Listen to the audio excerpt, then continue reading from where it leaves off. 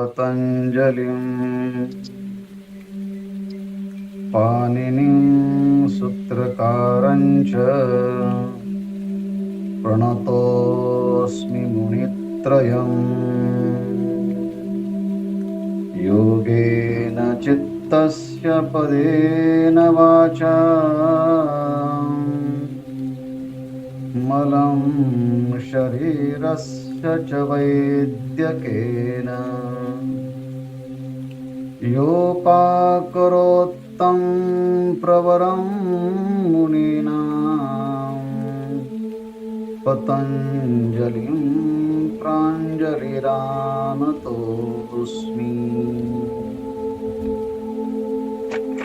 भगवान पतंजली महर्षी प्रणीत योग सूत्रांचा क्रमशः संक्षिप्त विचार आपण करत आहोत। योगाचं मुख्य प्रयोजन योगश्चित्तवृत्ती निरोधः। चित्त अनेक विषयांच्या आकाराकार होतं, त्या चित्ताच्या परिणामाला वृत्ती म्हणतात आणि त्या चित्ताच्या असंख्य वृत्ती, त्या असंख्य वृत्तीचं प्रमाण विपर्य विकल्प निद्रा स्मृतयः अशा 5 प्रकारच्या वृत्तीत परिणिती करून क्लिष्ट आणि अक्लिष्ट असे 2 विभाग केले। अविद्या अस्मिता ह्या पंचक्लेशापासून ज्या वृत्ती उत्पन्न होतात आणि कर्म समूहांना उत्पन्न करतात त्या क्लिष्ट वृत्ती, आणि अष्टांग योगाच्या अभ्यासातून विवेक वैराग्याच्या संस्कारातून आणि मोक्षगामिनी ज्या वृत्ती आहे त्या अक्लिष्ट वृत्ती आहे, त्या क्लिष्ट वृत्तींचा निरोध करण्याचा उपाय अभ्यास आणि वैराग्य आहे। वैराग्याच्या मुळे विषयांच्या ठिकाणचे दोष लक्षात येतात, त्यामुळे वृत्ती विषयांच्या पासून परावृत्त करण्यासाठी वैराग्याचा उपयोग, आणि इंद्रियांच्या वृत्ती प्रत्याहाराच्या द्वारे विषयांपासून परावृत्त करून विषयस्थानी स्थापित केल्यानंतर त्या ठिकाणी त्या वृत्ती धारणा वृत्तीच्या द्वारे स्थिर करण्यासाठी उत्साहाने अष्टांग योगाचा अभ्यास करणं, यम नियम आसन प्राणायाम, त्यामध्ये अहिंसा सत्य अस्तेय ब्रह्मचर्य शौच संतोष तप स्वाध्याय ईश्वर प्रणिधान या सगळ्यांचा विचार अभ्यास उत्साहपूर्वक करणं आणि त्या वृत्तींना त्या ठिकाणी स्थिर करण्याचा प्रयत्न करणं, हा तत्र स्थितो यत्नो अभ्यास, हा प्रयत्नपूर्वक केलेला अभ्यास म्हणजे वृत्तींना त्या ठिकाणी स्थिर करणे। पण वृत्ती पुन्हा पुन्हा बहिर्मुख होणार, कारण अनंत जन्माचे संस्कार त्या वृत्तींना इंद्रियांना लाभल्यामुळे इंद्रियांच्या माध्यमातून अंतःकरणाची वृत्ती पुन्हा पुन्हा बाह्य विषयाच्या आकाराकार परिणित होणार। मग त्यासाठी लागणारा अभ्यास सुद्धा तितकाच प्रदीर्घ कालाचा पाहिजे। याकरता सतु दीर्घकाल नैरंतर्य सत्कारा आसेविता दृढभूमी, या सूत्राचा विचार करताना आसेविता हे पद 3 ठिकाणी लावायचे। दीर्घकाल आसेविताः, नैरंतर्य आसेविताः आणि सत्कारा आसेविताः दृढभूमी। चित्ताची भूमी, चित्त ही प्रकारची पृष्ठभूमी आहे आणि या चित्ताच्या ठिकाणी विवेक आणि अभ्यास आणि वैराग्य दृढ होण्यासाठी पुन्हा पुन्हा हा अभ्यास स्थिर करण्यासाठी दृढ करण्यासाठी प्रयत्न करणं आणि तो अभ्यास आसेविता म्हणजे त्याचं अनुष्ठान करावायचं, त्याचं उच्चारण नाही तर प्रत्यक्ष त्याचं दैनंदिन जीवनामध्ये या अभ्यास आणि वैराग्याचा अभ्यास करून आपल्या जीवनामध्ये आणावयाचा आहे. ते दीर्घकाल असं म्हणत असताना काल विचार पाहिला, जर अनंत जन्माचे संस्कार असतील तर योगाच्या अभ्यासाचे संस्कार दृढ करण्यासाठी कोणाला 10 वर्ष तर कोणाला 50 वर्ष तर कोणाला पूर्ण आयुष्यही घालावं लागेल.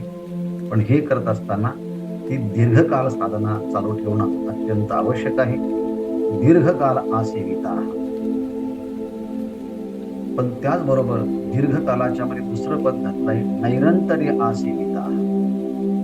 कुणी म्हटलं की मी योगाचा अभ्यास 1 महिनाभर केला आणि पुन्हा मग शेवटच्या महिन्यात केला.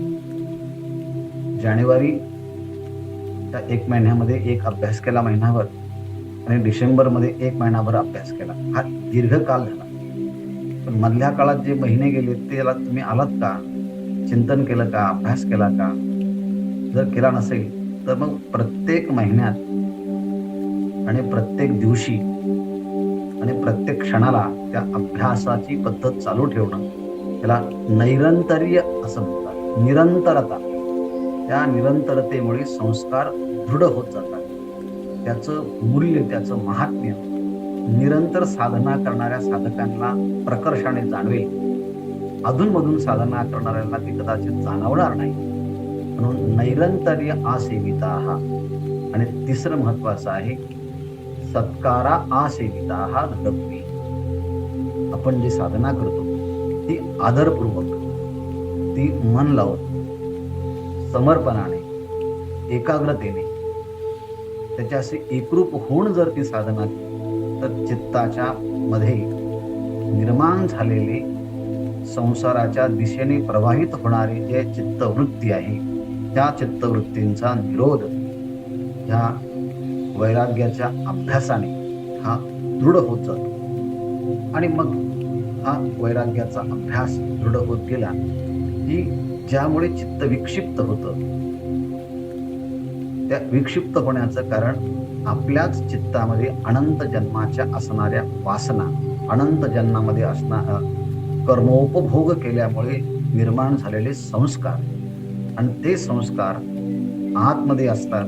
आणि तत्सदृश्य पदार्थ बाहेर आले की बाहेरचे पदार्थ अंतःकरणातल्या आतमध्ये संस्कारांना खुणावत असतात. आणि त्या बाहेरचे पदार्थ पाहून अंतःकरणाच्या आतमध्ये असणारे संस्कार जागृत होतात. आणि मग ते आतले संस्कार आणि बाहेरचे आलंबन, त्यामुळे ते संस्कार जागृत होऊन पुन्हा प्रवृत्त होतात. आणि पुन्हा मग बाह्य जगताच्या आलंबनाच्या मध्ये तो जीव आसक्त होतो किंवा अंतर असणाऱ्या जे विकारांच्या मध्ये तो घुटमळत असतो. ह्याप्रमाणे असं होऊ नये ह्याकरता त्या विषयांच्या मध्ये अनेक प्रकारचे दोष आहेत, पारतंत्र्य आहे, जाड्यता आहे. आपल्या ठिकाणचे वीर्य, तेज, सामर्थ्य हे नष्ट करतात. सर्वेंद्रियाणाम जरयन्ति तेजाः. विषयांचे उपभोग इंद्रियातील सर्व शक्ती क्षीण करतात असा उपनिषदांचा उद्घोष आहे. आणि म्हणून विषयांच्या ठिकाणी दोष पाहणं म्हणजे विषयांच्या ठिकाणी असणारी लालसा, तृष्णा पूर्णपणे निघून जाणं. आणि ते विषय म्हणजे इंद्रियांच्या द्वारे प्रत्यक्ष उपलब्ध होणारे, त्याला दृष्ट विषय असं म्हणतात. किंवा जे इंद्रियांच्या द्वारे उपलब्ध झालेले नाहीत पण त्यांचं वर्णन शास्त्राच्या मध्ये, पुराणांच्या मध्ये किंवा दुसऱ्याने ऐकून आपण त्या पदार्थांच्या विषयी सुखबुद्धी धारण केली, त्या पदार्थांच्या विषयी सुद्धा लालसा नसणं ला अनुश्रविक विषय असं म्हणतात. अनुश्रविक जे कानाने ऐकलेले आहे, अर्थात जे परलोकाच्या विषयी आहे, परराज्यातील परदेशामध्ये असे जे विषय आहेत त्याच्याविषयी असणारी लालसा ती सुद्धा निघून जाणं. म्हणजे दृष्ट विषयक आणि अनुश्राविक विषयक अशा दोन्ही विषयांच्या विषयी अंतःकरणामध्ये थोडीही सुद्धा लालसा नसणं याला वशीकार संज्ञक वैराग्य असं म्हणतात. आणि वशीकार संज्ञक वैराग्य हे 4 क्रमांकाचं आहे. काल हे पण आपण पाहिलं की सुरुवातीला जे असतं ते यतमान वैराग्य, आणि हा यतमान वैराग्याच्या नंतर मग व्यतिरेक वैराग्य, एकेंद्रिय वैराग्य आणि मग वशीकार संज्ञक वैराग्य याचाही विचार आपण पाहिला. त्या वैराग्यालाच अपर वैराग्य असं म्हणतात. आणि हे अपर वैराग्य हे साधन आहे आणि या अपर वैराग्याच्या द्वारे दुसरं परवैराग्य हे साध्य आहे. म्हणजे अपर वैराग्याच्या द्वारे हे परवैराग्य प्राप्त होतं. पहिल्यांदा अपर वैराग्याच्या द्वारे परवैराग्य प्राप्त होतं तर हे एकदम आहे, पण त्यामध्ये थोडासा क्रम आणखी आहे. जेव्हा हे अपर वैराग्य म्हणजे ऐहिक आणि पारलौकिक विषयांच्या विषयी अंतःकरणामध्ये थोडीशी सुद्धा तृष्णा वासना नसणं हे अपर वैराग्य आहे. आणि ह्या अपर वैराग्याच्याच माध्यमातून पहिल्यांदा संप्रज्ञात समाधी प्राप्त होते आणि मग असंप्रज्ञात समाधी प्राप्त झाल्यानंतर ही असंप्रज्ञात समाधी त्या साधकाला संप्रज्ञात समाधी त्या साधकाला असंप्रज्ञात समाधीकडे नेते. म्हणजे पहिल्यांदा अपर वैराग्य ही परवैराग्याकडे नेते, पण एकदम न नेता ते अपर वैराग्य संप्रज्ञात समाधीच्या माध्यमातून परवैराग्याकडे आणि परवैराग्य पुन्हा असंप्रज्ञात समाधीकडे असा हा क्रमाने तो विचार चाललेला असतो. म्हणून या असंप्रज्ञात समाधी जी आहे ती परवैराग्याने प्राप्त होते आणि ती असंप्रज्ञात समाधी परवैराग्याने प्राप्त होत असल्यामुळे त्या परवैराग्याचाही विचार क्रमप्राप्त मागच्या श्लोकाच्या अनुषंगाने या श्लोकामध्ये येतो. आणि म्हणून तत्परम पुरुष ख्यातीर गुणवै तृष्ण्यम हा आतापर्यंत जो विस्तार केला तो या 16 क्रमांकाच्या सूत्रामध्ये प्रवेश करण्यासाठी यत आणि तत् अशा 2 पदांचा नित्य संबंध असतो. तत्परम आता मागे जे सांगितलं ते अपर वैराग्य, तिथे यत शब्द हा अध्यारूप धरून आता परवैराग्याचा विचार करताना तत् म्हणजे ते, परम म्हणजे श्रेष्ठ वैराग्य, उत्कृष्ट वैराग्य, परवैराग्य आहे. आणि मागे सांगितलेलं जे दृष्टानुसविक विषय वितृष्ण शिवशिकार संज्ञक वैराग्य जे आहे ते अपर वैराग्य आहे. अपर वैराग्य हे साधन आहे, परवैराग्य हे साध्य आहे. अपर वैराग्याच्या द्वारे संप्रज्ञात समाधी आणि संप्रज्ञात समाधी नंतर मग परवैराग्य आणि असंप्रज्ञात समाधी हा मधल्या क्रमाने आहे. पण डायरेक्ट प्रत्यक्ष क्रम आहे. अपर वैराग्य हे साधन आणि परवैराग्य हे साध्य, मधल्या काळात असंप्रज्ञात समाधी स्वीकारली जाते. आता हे परम वैराग्य आहे ते काय आहे तर पुरुष ख्यातेर गुणवै तृष्ण्यम. पुरुष ख्याते सांख्यांनी किंवा योगशास्त्राने दर्शनाने एकूण 25 पदार्थ मानलेले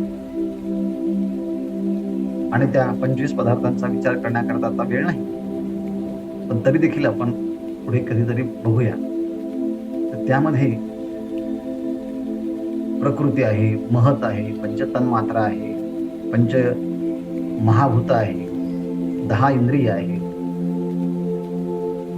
या सगळ्या तत्वांना आणि शेवटी पुरुष आहे. अर्थात पुरुष शब्दाचा अर्थ चेतन तत्व आणि चेतन तत्व हे असंग आहे, म्हणजे त्याला कोणाचा संग नाही.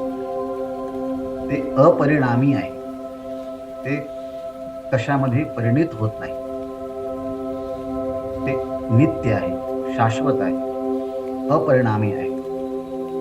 आणि असं नित्य शाश्वत अपरिणामी असणारं जे पुरुष तत्व त्याला पुढे जाऊन ईश्वर तत्व चेतन तत्व असं म्हणतात.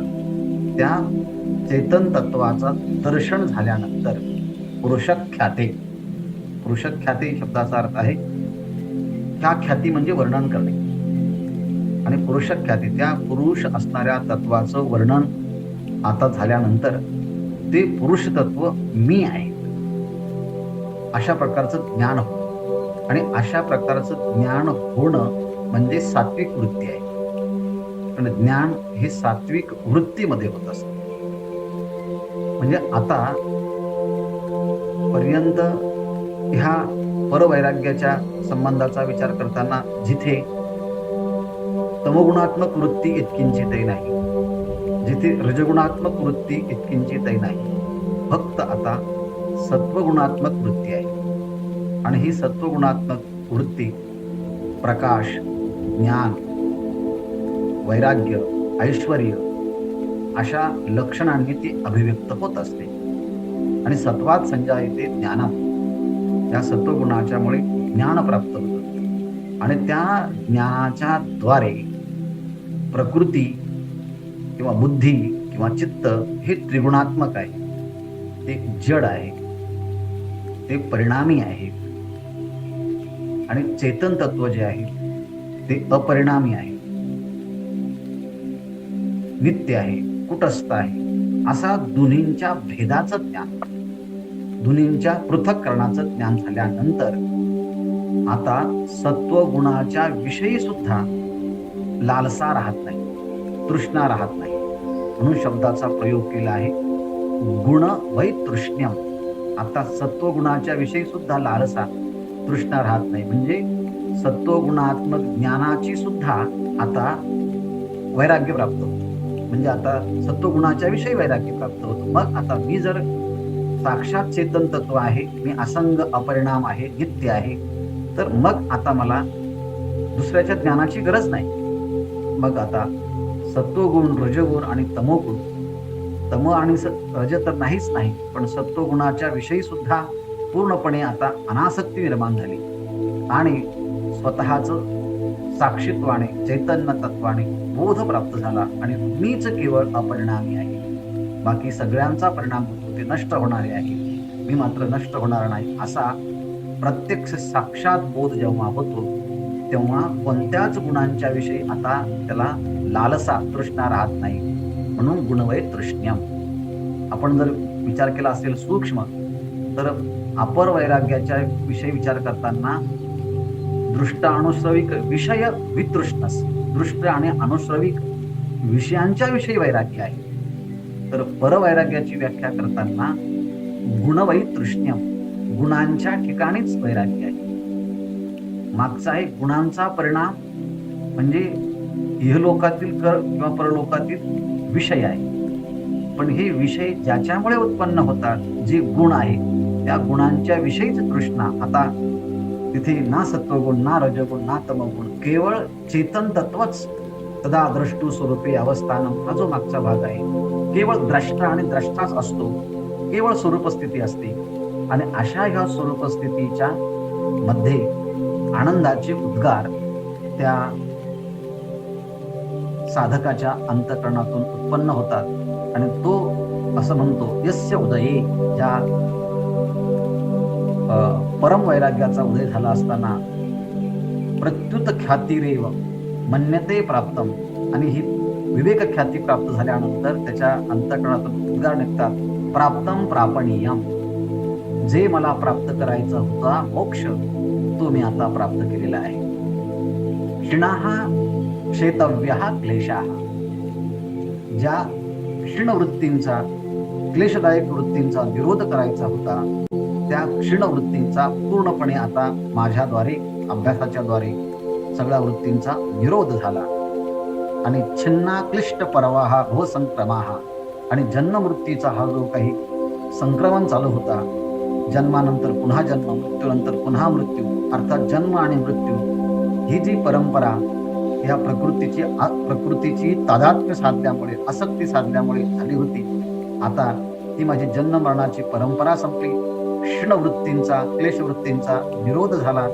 आणि जे मला प्राप्त करावयाचं होतं, अशा पराकुटीचं तत्व जे आहे ते मी, मोक्ष, कैवल्य, हे प्राप्त करून घेतलं. आता मला कोणत्याच प्रकारचं कर्तव्य नाही, अशी उत्तम प्रकारची अनुभूती ज्या विवेक शक्तीमुळे येते त्याला परवैराग्य असं म्हणतात. तत् परम पुरुष ख्यातिरगुण वैतृष्ण्याम. शेष विचार आपण उद्या बघूया.